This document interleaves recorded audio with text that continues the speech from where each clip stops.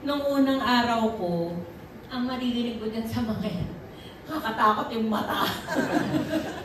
Sasalita Diba? yung mata ni Miss O. Sabi ko, nalulunod po ako sa mata ni Miss O. Kasi kami yung unang magka-eksena ng unang araw ni Miss O. Tapos, pawis na pawis po yung kamay ko. So, tinuruan ako ni Miss O maglagay ng deodorant sa kamay.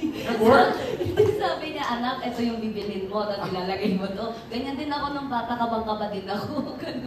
At noon, kabang-kaba ako nung Ricardo sa Machete. Ay, grabe. Hindi ko alam paano. Okay. Tiniman mo siya. At kasama siya doon. Reunion namin to. Revelation to, ha? Yes, pag nagkaka-excel na kami ni Snooki, may parang effort ako na panilatan siya ng gusto. Kasi nung Machete, ako yung ano Ano? bumabawi ako dito. Pero, sabi ko nga sa'yo, kung may natututunan sila sa amin, mas may natututunan din kami sa kanila.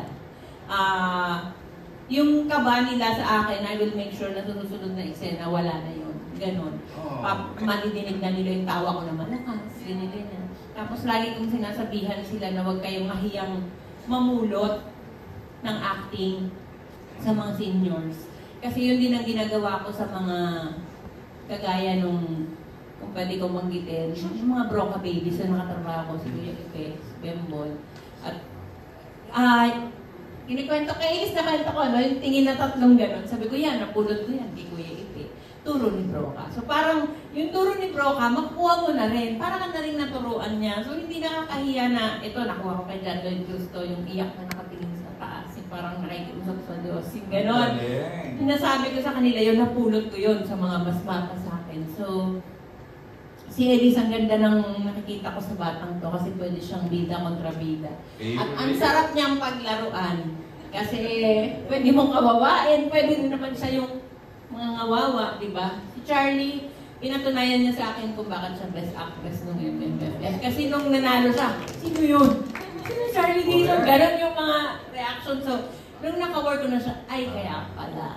Si Alexa naman, ganun din. Kahit huwag mong pagsalitain yan, ang mata niya nangungusap. At syempre si Loisa na napaka-professional. Sinasakal ko na siya.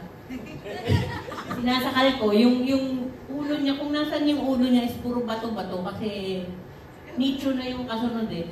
Tinasabihan ko siya, tinatanong siya, nak, nasasaktan ka ba? Nasasaktan ba kita? Hindi, sasakalin mo na ako. Ako nung araw medyo, alay, bato, hindi bato. Ganun. Siya talaga wala siyang ganun. Talagang kung ano yung hinihingi ng eksena, yun talaga yung binibigay niya. At lahat kami dito blessed. Kasi ang gagaling din ng mga directors namin, lalo si Direk Raymond. Pangatlo na natin ito, Direk, no? Wow! Ano yung dalawa? Los Bastardos, pamilya ko. Tapos ito. And every time, iba yung hinihingi niya sa akin. Like sa pamilya ko, meron siyang iyak na hiningi sa akin, na iyak ng bata. At iyak ng edad na tao. Tapos dito iba rin, na pag pinukul ka ni Gardo ng gaya, no, kada pukul niya dapat sinasaksak sa. Ang hirap kasi, di ba? Wala naman kaming backstory ni Gardo dito eh, pero pinapanood niya sa akin yung ginawang flashback. So yun lang yung pinag-uusan namin. Ano yung style ni Gardo? At saka iba talaga siya magbigay ng ng instruction. Talagang, ewan ko, kinakarir din niya ng gusto. At saka, ayun, hindi mo rin naman matatawaran ng Joseph Marco. Ronnie Alonte na napakalaki na ng in-improve. Oo. Buhat sa panonood ko sa kanya, kasi noon sa Alam Dulas dumadalaw ako sa set nila. May kaibigan ako doon. So napapanood ko siya. Mas magaling ka na dito ngayon. Salamat po. At si KB na, gusto ko yung batang yan, laging nakabati. Sabi nga ni Snoopy, lagi yan nagtatangkita, okay ka, gano'n. Andyan siya parati. Hindi yan nawawalan ng bate sa mga seniors. So, matutuwa ka talaga sa kanya, pagiging gentleman at respectful. Pag umiihi nga si Alexa, nakabantayan sa pinto. Oo. Parang natin. Pero totoo yun. Ano ginagawa rin doon? Nakabalik sa labas ng pintuan. Oo, kasi sira yung lock. So, try na yun. Ayun. Yun ang magandang experience ko dito.